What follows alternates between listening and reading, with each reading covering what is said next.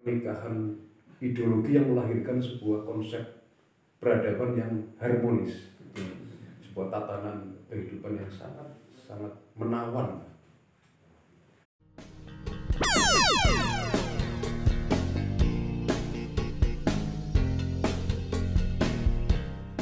Assalamualaikum warahmatullahi wabarakatuh. Kabar priwe lur, sing penting sehat, semangat. Ini modal biar kita bisa mensyukuri hidup dan sehat. Malam ini satu kesempatan yang luar biasa bisa ketemu langsung dengan Mas Agus sebagai terima apa tidak terima sebagai budayawan muda Purbalingga, Banyumas.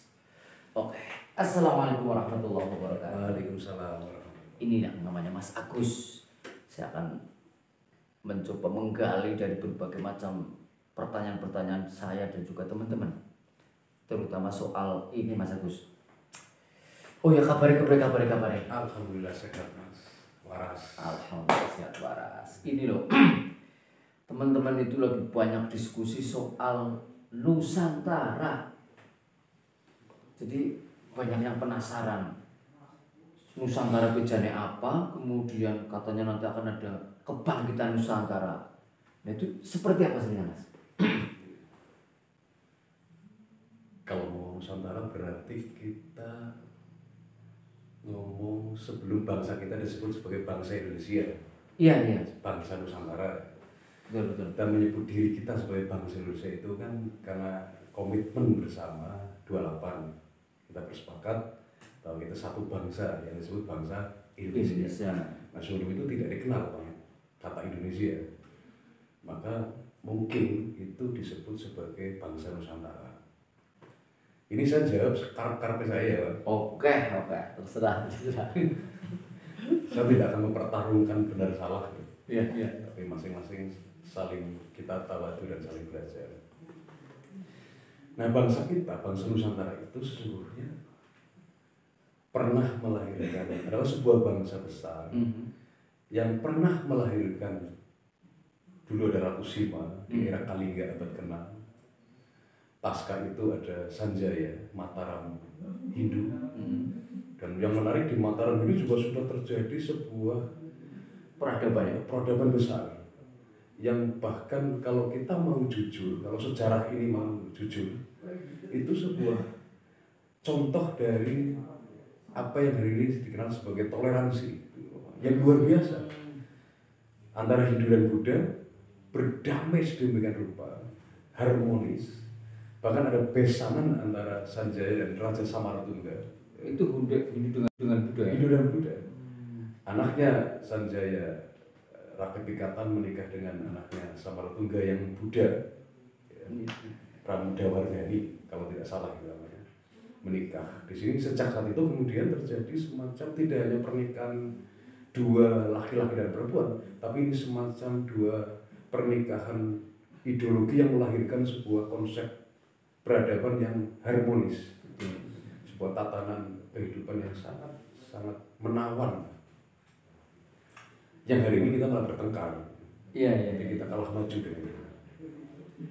Nah setelah itu bangsa kita juga, bangsa Nusantara pernah melahirkan Sriwijaya, pernah melahirkan Singasari, pernah melahirkan puncak dari peradaban Nusantara yang waktu itu disebut sebagai Majapahit.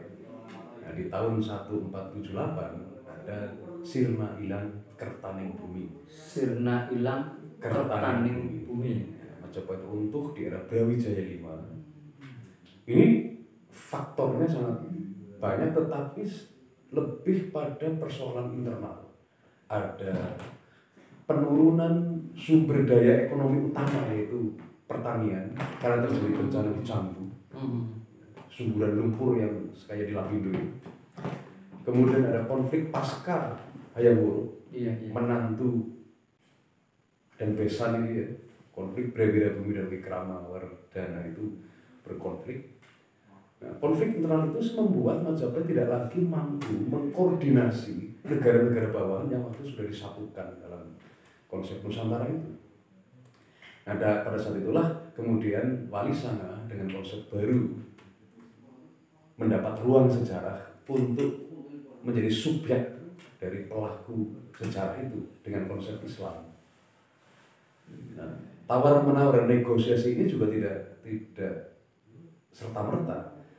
Ada tawur pertama ya antara Majapahit di akhir hayatnya itu dengan konsep barunya Wali Sanga, sehingga Sunan Kudus atau Ki Jafar Siddiq bapaknya Sunan Kudus itu berseteru dengan panggapnya Majapahit, Raden Tero, sampai Sunan Kudus tewas. Ini konflik memanas, tetapi Sunan Kalijaga memiliki bakat dan kepiawaian untuk melakukan proses penyatuan yang luar biasa sehingga bisa menyatu kembali.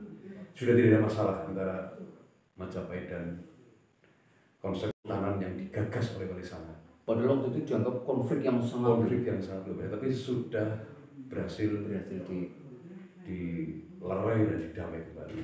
Sampai Demak, sekian generasi ada Matiunus, Sultan Trenggono, Sunan Prawoto.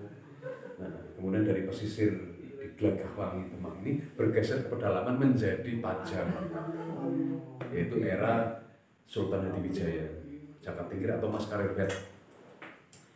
Ini masih Sultan ketika dulu masih Hindu Buddha, ya, bangsa kita menggunakan inspirasi Hindu Buddha di era Majapahit ke belakang.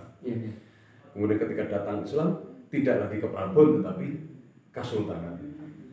Sampai ke era Pajang masih Kesultanan, tapi kemudian ketika bergeser ke Mataram Islam di era Sanjaya, era Sutawijaya atau Panambena Solowati, dibangunnya Mataram Islam tidak lagi menggunakan konsep dengan inspirasi Islam, maka tidak Sultan, tapi sudah kadung masuk Islam, maka tidak pakai gelar Prabu, maka ada gelar baru dalam kerajaan Mataram Islam ini, yaitu Panembahan. Jadi gelar Raja Panembahan ya di era itu 1556 kalau tidak salah berdirinya Mataram Islam.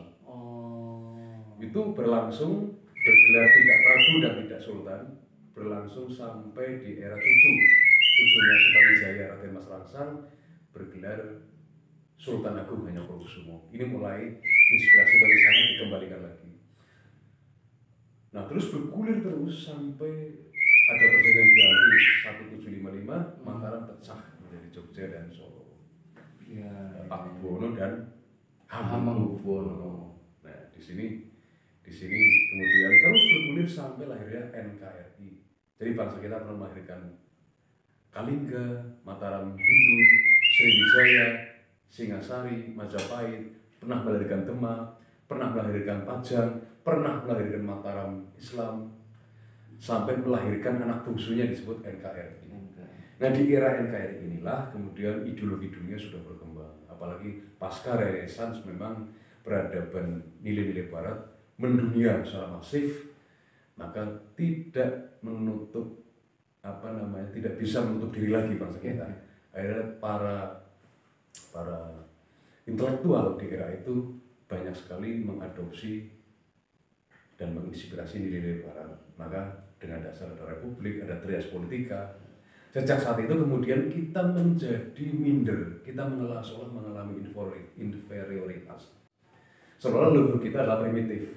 Maka apa yang pernah digagas leluhur seolah tidak relevan lagi. Dianggap tidak pas, tidak maju, mundur, dekaden dan lain-lain. Maka kita mengenal Sunan Kalijaga. Saya tidak pernah kita mengenal Sunan Kalijaga sebagai seorang negarawan yang menggagas bagaimana transformasi Majapahit ke Demak sedemikian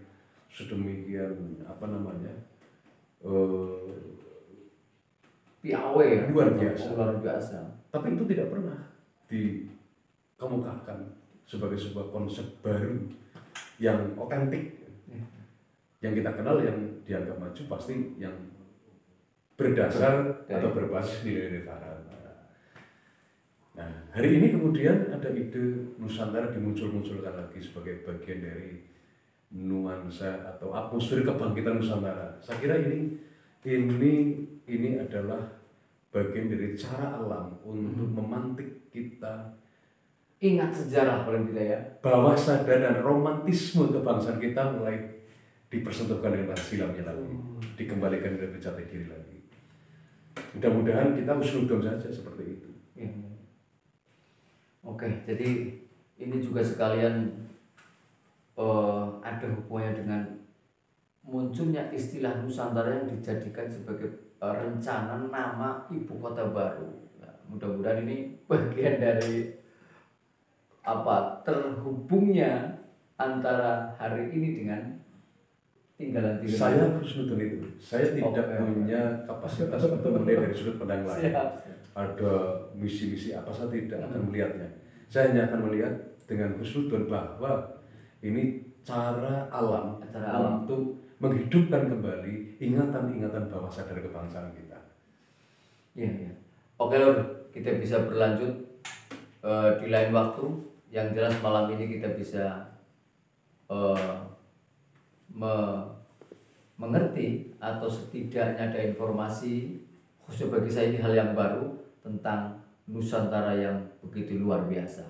Oke Lur, terima kasih. Semoga sehat-sehat, dilancarkan segala urusan dan berkah barokah. Assalamualaikum warahmatullahi wabarakatuh. Waalaikumsalam warahmatullahi wabarakatuh.